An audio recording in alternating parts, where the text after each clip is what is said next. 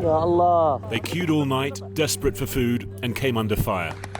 More than 60 people reported killed, eyewitnesses say by Israeli gunfire and weaponized drones, in separate, deadly incidents during a week of aid chaos in Gaza. The victims, Palestinians traveling to depots they were told would provide help, aid stations set up by the Israelis and backed by the US. A system that began under a cloud of controversy and criticism and is now at the center of 2 mass killings. This is how an Israeli-US aid plan led to tragedy in Gaza.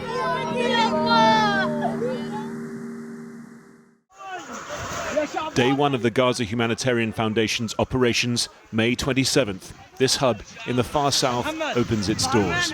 It does so after a week where just a trickle of aid has entered Gaza following a near 3-month blockade.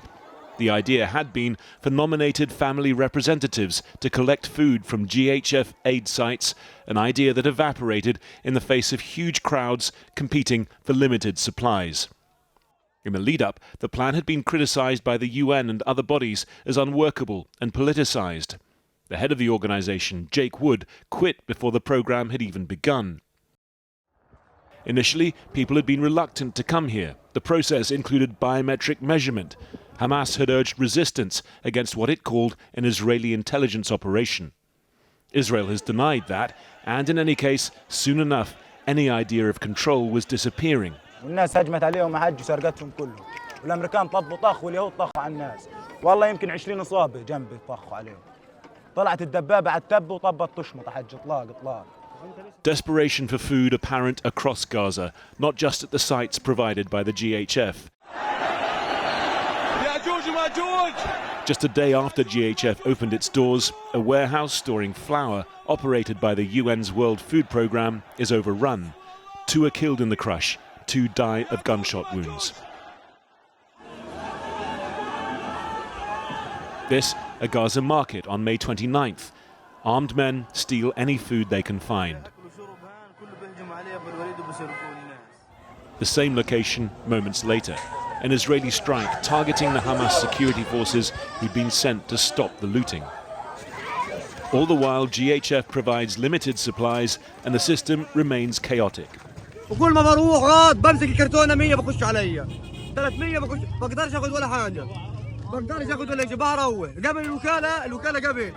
Before the war, the UN says 500 to 600 trucks entered Gaza every day. Now it's in the tens. GHF claims it distributes thousands of boxes a day, but relies on hungry people walking long distances into Israeli military zones. Traditional supply chains continue to struggle with the sheer need and ongoing disorder. On May the 31st, World Food Programme workers appeal for people to take just a sack of flour each after a convoy of 77 trucks is stopped and looted. And then the first major incident at a GHF distribution centre. On Sunday, before dawn, thousands try to get to the site in Rafah and come under sustained fire. Gaza's civil defense says 31 people are killed and scores injured. Doctors at Al-Nasser Hospital back up those claims. What we do know is that 28 people have been brought here to Nasser dead. We have 5 patients currently who are brain dead, and we have over 200 patients here in the emergency department with injuries, most of which are gunshot injuries. So what happened in the early hours of June the 1st? GHF has established 4 what it calls safe distribution sites inside Gaza. On Sunday morning, only one, SDS-1, is due to open at 6 a.m. But from midnight, already thousands of people are gathering at a junction just over a kilometre away. Many, we're told, had travelled from the far north of the Strip. As more locals arrive, pressure to get to the front intensifies. Witnesses tell us the crowd moves slowly southwards. A tank near the site fires warning shots. Quadcopters first broadcast verbal warnings, then shoot warning shots. At around 3:30, we're told there is chaos. Crowds running back and forth, soldiers, tanks and naval boats all firing. This is when the first gunshot injuries are reported. An hour later, the crowd, now the biggest since the start of the GHF operations, surges for the aid site. It's at this point the majority of killings take place. Even then, many still try to reach the site. hundreds doing so around 5 a.m., stripping it bare, witnesses say, within minutes.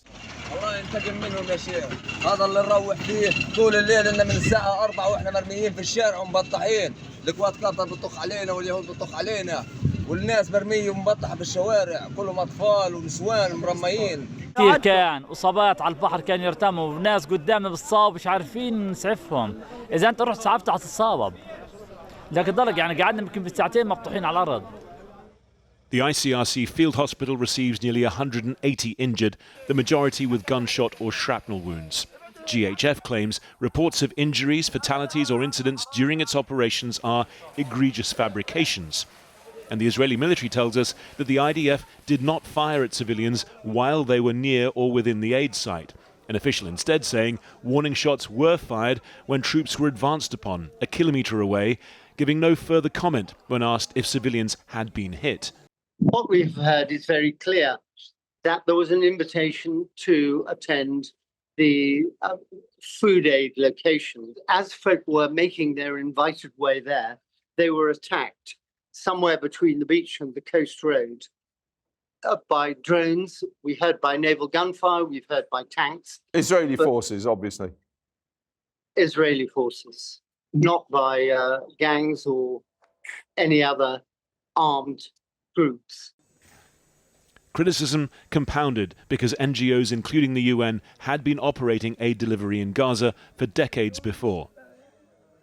Where we need to go back to is to allow organizations like UNRWA to do what it does best. That is mass deliveries of humanitarian supplies, opening the borders so that there's basic supplies going into Gaza. Then on the morning of June the 2nd, another incident along the same aid corridor. This time 3 people are killed. The Israeli Foreign Ministry's response, I love you, Trump. Good luck. To release images of people returning to GHF sites, saying they speak louder than Hamas propaganda and media lies. And then, on the morning of June the 3rd, a third consecutive shooting at the same location as people try to access the site for aid. This time, Gaza's health ministry reports 27 killed and nearly 200 injured. If it seems extraordinary that so many are ready to brave these risks, well, these are the stakes in Gaza right now. هذه بركة دماء مغمسة لقمة هذه اللقمة مغمسة بالدم احنا بنروح بنموت وطخ وقذايف علينا وكوات كابتر بتطخ علينا يعني هذا كله هذا موت. And grief, children mourning their mother. Reem Zidan had already tried 4 times to get aid from the GHF site. She died in her 5th attempt to feed her family.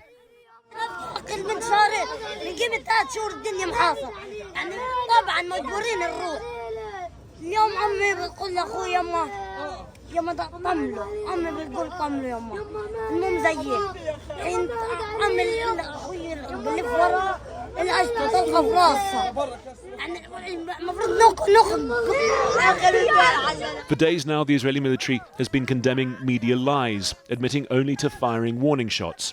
On Tuesday, a change in approach. As some of the suspects continued, despite these warning shots, advancing towards the troops in a threatening manner, further fire was directed near these specific individuals.